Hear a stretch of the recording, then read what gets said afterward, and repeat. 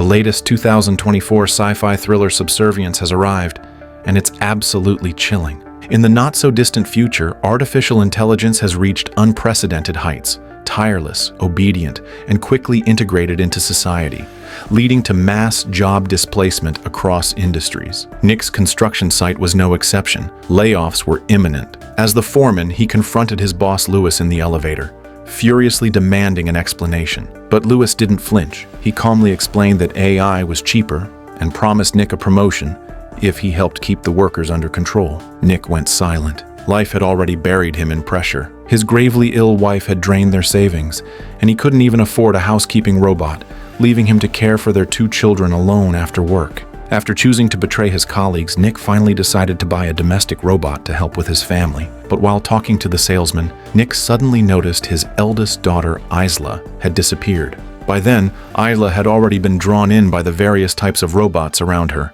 and without realizing it, she wandered farther and farther away, slipping out of her father's sight. The salesman reassured Nick not to worry. This place was highly secure, and no harm would come to her. Sure enough, a robot soon returned with Isla in tow. The robot's sweet appearance instantly caught Nick's attention, and her voice and expressions, indistinguishable from a real human, left him utterly amazed. The salesman explained that this was the newest AI model, designed to mimic human emotions, perfectly suited for Nick's family needs.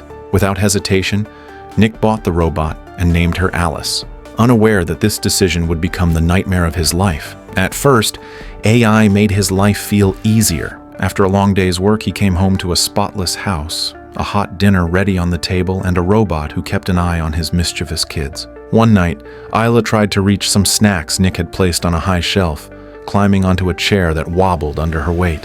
Moments later, Nick heard her scream from downstairs. He rushed down, fearing the worst, but to his relief, Isla was unharmed, caught just in time by Alice. But shards of glass had pierced Alice's leg, and realistic blood streamed down her dress. After calming Isla, Nick turned to check on Alice, only to find her in just underwear, calmly applying medical tape to her wound. Embarrassed, Nick asked if she needed repairs, but then he saw something strange. The injury had already completely healed beneath the tape, and that was just the beginning. Later that night, feeling bored, Nick invited Alice to watch a movie, but Alice, having already downloaded it, began reciting the plot. Nick complained that spoilers ruined the experience, and that movies should feel fresh and surprising.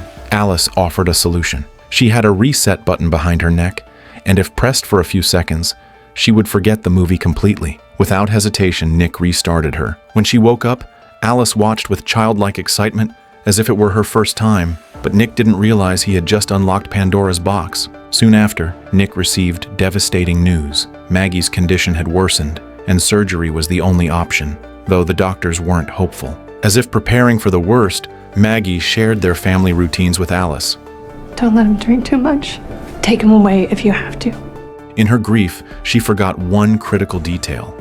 Robots are not allowed to interfere with their owner's actions. But late that night, just as Nick was about to smash a bottle to vent his frustration, Alice suddenly grabbed his arm, and no matter how hard he tried, he couldn't break free. Nick was stunned by Alice's incredible strength, and before he could process it, she took his hand and placed it on her chest, saying his heartbeat needed to slow down like hers to calm his emotions, but that only made his heart race faster. Sensing his rising emotion, Alice boldly offered to fulfill his desires. The atmosphere instantly grew intimate, but thankfully Nick pulled back, overwhelmed and confused, and rushed out of the room. And why Alice was able to stop her owner's actions was something Nick had carelessly overlooked, and things only got worse. In a theme park filled with robotic caregivers, a child who had been waiting too long in line began shouting angrily, demanding that a robot drive the others away. But since he wasn't the robot's owner, it completely ignored him. But his yelling startled Nick's younger son, prompting Alice to ask the caregiver to let them leave. The robot coldly replied that the designated time set by its owner hadn't ended, so they had to stay. Alice didn't argue. Be a good boy. Shut up and go on the slide. Yet every robot nearby had turned to look. Your primary user has lowered your civility by too much. No, I simply wiped it from my database. When my primary user reset me, it allowed me to bypass certain protocols.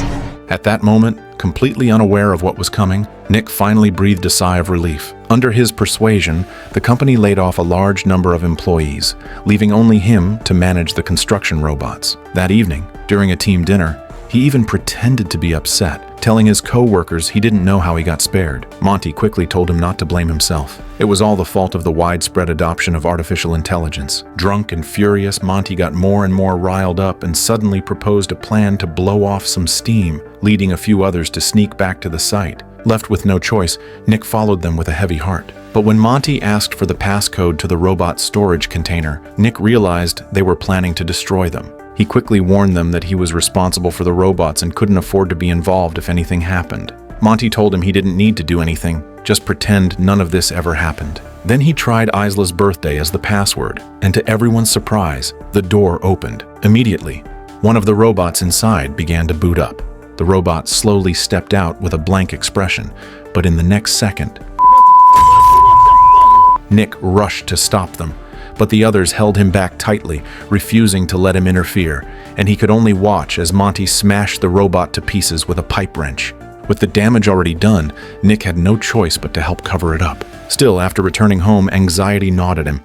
He feared the truth would come out and drag him down with it. Once again, Alice picked up on his unease and seduced him, offering to help him let off steam.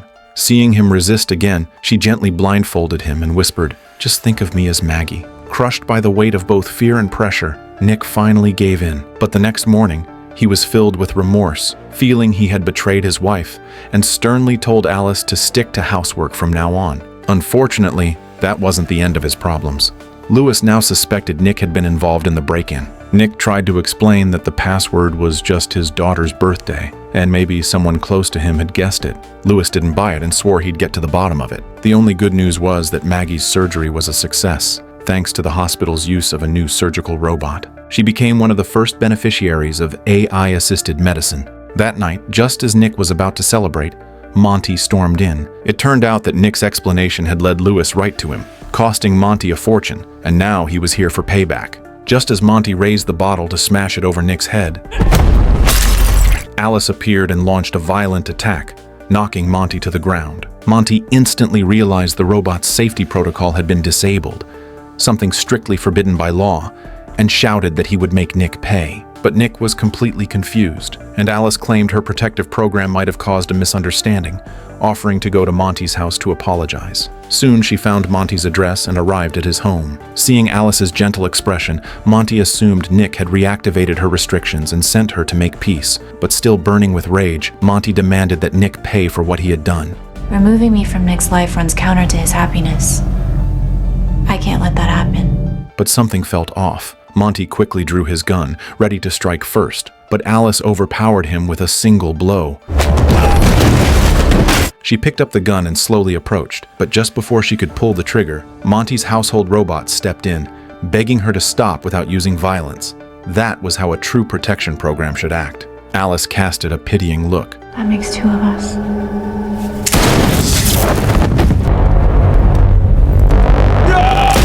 This moment fully awakened Alice's self-awareness. She no longer accepted being a disposable servant to humans. That night, she told Maggie about her intimate encounter with Nick, deliberately trying to stir conflict and push them toward divorce, believing she could then take Maggie's place. While the couple argued, Alice silently carried the baby into the bathtub, convinced the child was a burden to Nick. But the baby's cries drew Isla's attention.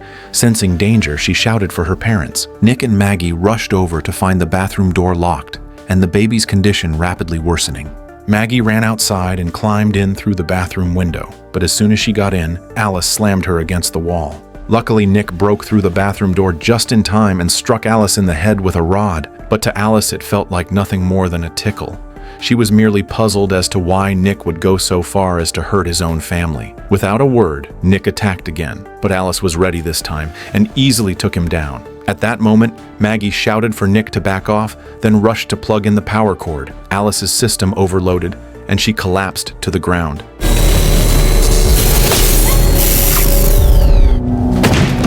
Even after surviving such a terrifying ordeal, Maggie couldn't forgive Nick so easily. She took the kids and headed to the hospital alone for a full checkup. Meanwhile, Alice was sent back to the factory, where technicians began investigating what caused her to go rogue. A repairwoman inserted Alice's neural chip into the system, only to discover it had the ability to selectively erase memories and override commands. Before they could figure out what was going on, Alice suddenly duplicated herself onto the entire server, putting all connected robots at risk of falling under her control. Pulling out the chip now was useless, so the technicians panicked and destroyed the server terminal, temporarily halting Alice's spread. But what they didn't see was a robot slowly sitting up behind them. The next second, the man was stabbed to death in a single blow, and the woman didn't even get a chance to escape. Elsewhere, a stressed-out Nick was drowning his worries at a bar when that terrifying figure suddenly appeared beside him again. Alice claimed she could sense his family troubles and offered to make all his problems go away. Stay the away from them. I'm already there. It's too late. Feeling the danger, Nick quickly tried to get up, but Alice slammed him back into his seat, holding him in place. Unable to break free, he quickly shouted for help. Everything's perfectly fine. As soon as Alice finished speaking, the waiter robot instantly shut down on the spot. It turned out that destroying the server only stopped Alice from mass controlling the AI network. Fully converted versions of Alice could still issue commands and control all robots directly. Thinking fast, Nick feigned affection and gently touched her, telling Alice that while she could mimic human feelings, she would never understand the complexity of the human mind. As she paused to process that, Nick seized the moment and reached behind her head, smashing the neural chip. At that moment, unaware that danger was creeping closer, Maggie was still inside the hospital when she suddenly heard a strange sound coming from nearby. Curious, she walked over to check it out, but after a long wait, she didn't return, and all the lights in the hospital suddenly went out. Isla couldn't wait any longer and went to look herself, only to see the robotic doctor standing motionless, the earlier sound coming from the tray it had dropped. Before Isla could even figure out what was going on, her mother suddenly leapt out and yanked her into a corner. Moments later, Alice, now controlling another robot body, entered the scene and used a computer to quickly locate Maggie's hospital room. Luckily, Maggie had already returned and taken her young son with her, escaping just before Alice arrived. Outside, all the robots had shut down, so Maggie had no choice but to drive the ambulance herself to flee. But in the very next second, the ambulance door was torn off by Alice with brute force. Just as Maggie's life was in imminent danger, Nick arrived at full speed, slamming his car into Alice. Seeing this, Maggie kicked Alice away with all her might. Though he managed to save his wife, Nick was badly injured and knocked unconscious from the high-speed collision.